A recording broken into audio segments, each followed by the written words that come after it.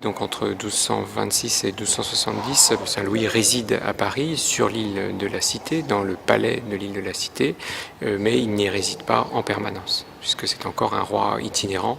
Ce sera le cas encore jusqu'à Louis XIV. Saint-Louis a marqué Paris donc par la construction de la Sainte-Chapelle pour accueillir les reliques de la Passion, c'est-à-dire surtout la couronne d'épines. Et donc faire venir à Paris les reliques de la Passion, c'était évidemment faire de Paris non seulement la capitale du royaume de France, mais aussi un des centres principaux de la chrétienté, presque à l'égal de Rome où il y avait aussi beaucoup de reliques.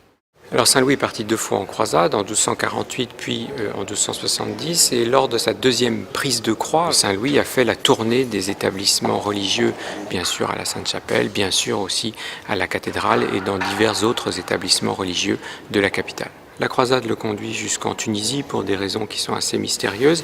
C'est là qu'il meurt le 25 août 1270. Son corps est bouilli, les ossements sont détachés du corps et on ramène les ossements dans une petite boîte qui accompagne l'armée à travers la Sicile et toute l'Italie et puis l'arrivée à Paris.